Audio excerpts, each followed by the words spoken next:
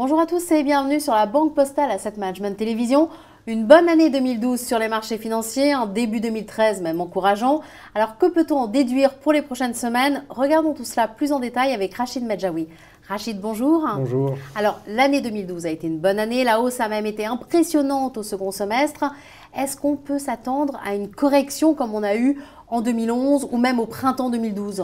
Écoutez, nous on parle de possible respiration. Pourquoi? Parce que vous l'avez dit, la hausse a été impressionnante et on a notamment eu 7 mois consécutifs de hausse. Il y a eu 6 cas dans l'histoire financière sur les 40 dernières années. Mais pour nous, le risque d'avoir cette fois-ci des corrections, c'est-à-dire des baisses supérieures à 10%, comme on avait pu avoir en 2011 et même en 2012, nous paraît être relativement limité. Mais alors pourquoi? Alors, on ne le répétera jamais assez, il y a eu pour nous des vrais tournants en 2012.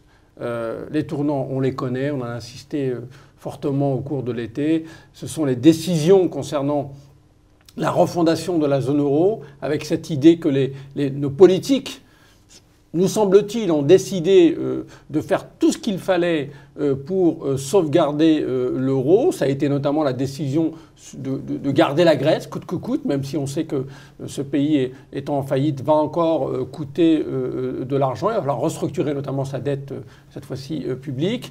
Ça a été surtout aussi la décision d'annoncer l'union bancaire, cruciale, même si l'implémentation est difficile, c'est une décision importante. Et puis bien entendu, la décision de la BCE d'être enfin, le cas échéant, si nécessaire, un prêteur en dernier ressort en intervenant massivement pour soutenir la dette des pays en difficulté ont été des éléments importants. Donc ça, ce sont des tournants parce que c'était des risques de crise systémique si on ne les avait pas résolus. Et puis il y a eu, c'est moins important, mais quand même, on a évité la récession en Chine. Et puis, on a évité également cette fameuse falaise budgétaire. Donc, au total, de la volatilité, oui, qui créeront pour nous des opportunités. En cas de correction, il faudra en profiter pour remonter, mais des très fortes corrections nous paraissent être relativement limitées. Mais alors, vous venez d'évoquer la falaise budgétaire. Elle a été évitée, c'est vrai, mais le problème n'est tout de même pas résolu. Alors, est-ce que ça ne risque pas de faire dérailler les marchés en 2013? Alors, vous avez raison, ça a été un compromis, mais provisoire. On a réglé à peu près, je dirais, le volet hausse des impôts. Je vous rappelle, l'enjeu des discussions budgétaires aux États-Unis, c'est comment réduire le déficit budgétaire et surtout cette dette qui aujourd'hui devient très très importante puisqu'elle approche les 100% de ratio par rapport au PIB. Donc ils se sont mis d'accord. Les républicains ont accepté, ont perdu la première bataille puisqu'ils ont accepté des hausses d'impôts. D'ailleurs, ça va peser sur la croissance économique au premier semestre. C'est un peu plus de 1% du PIB, c'est pas rien. Mais il reste 2 questions majeures qui n'ont pas été réglées et qui devront être réglées avant fin mars.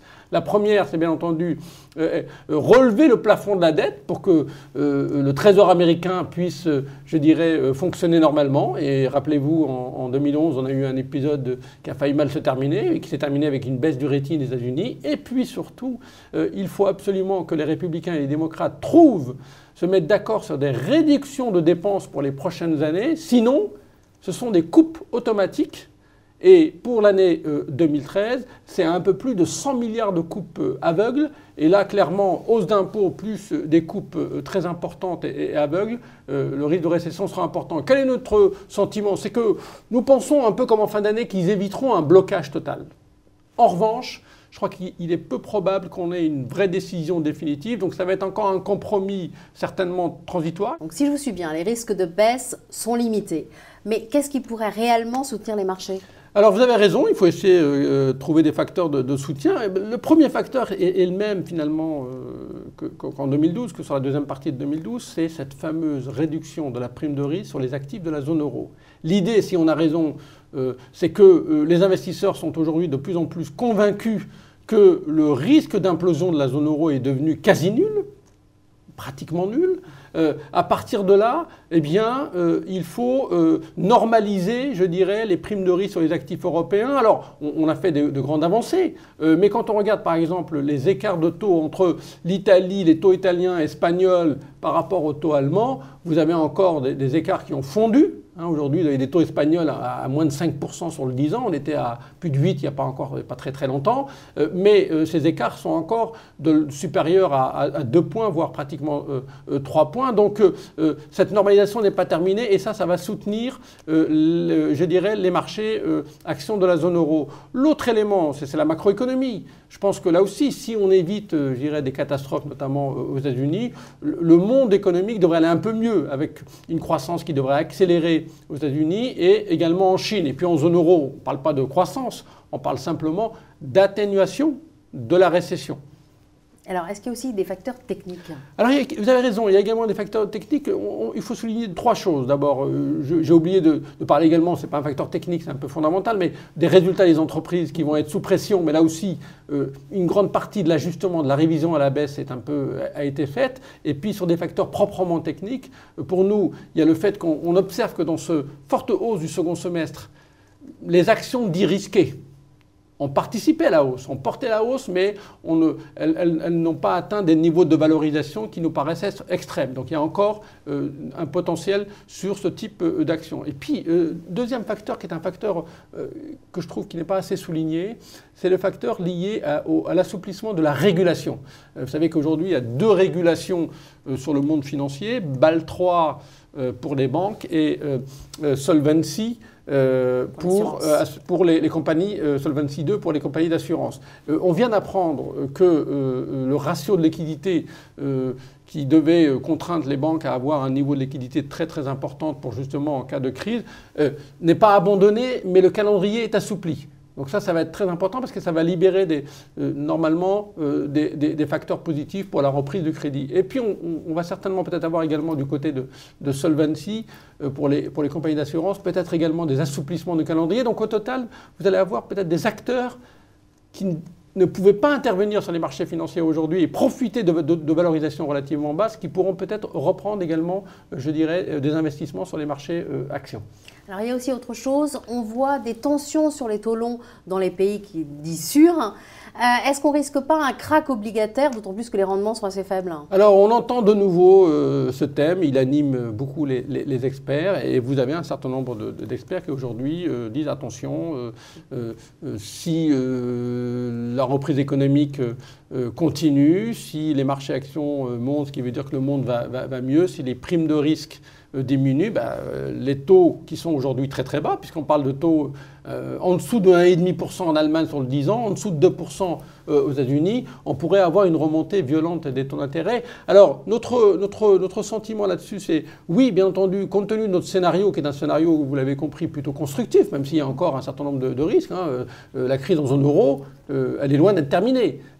On parle aujourd'hui de refondation. Il va falloir régler le problème de l'Espagne, l'union bancaire et ainsi de suite. Mais pour nous, les taux doivent monter, mais de manière relativement limitée. In fine, ils seront certainement en fin d'année plus hauts qu'aujourd'hui, mais pas de manière dramatique. Donc on ne croit pas au krach obligataire parce que, encore une fois, l'environnement économique, il sera pour nous beaucoup plus sain et visible en 2014. 2013 est une année, je dirais, de transition. Cela étant, et je crois qu'il va falloir surveiller, on va avoir énormément de volatilité sur les marchés obligataires. Je crois que le pari, c'est de dire qu'il y aura moins de volatilité sur les marchés actions.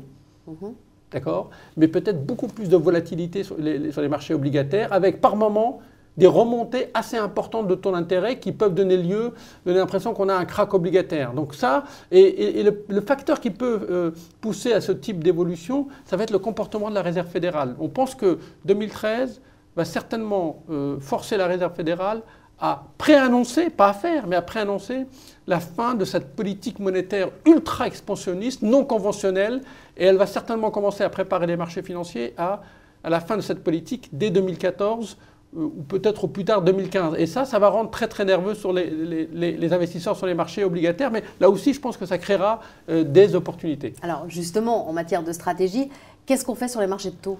Écoutez, vous l'avez bien compris que sur la partie des obligations dites jugées comme sûres, on est plutôt, non pas très très prudent, mais plutôt prudent.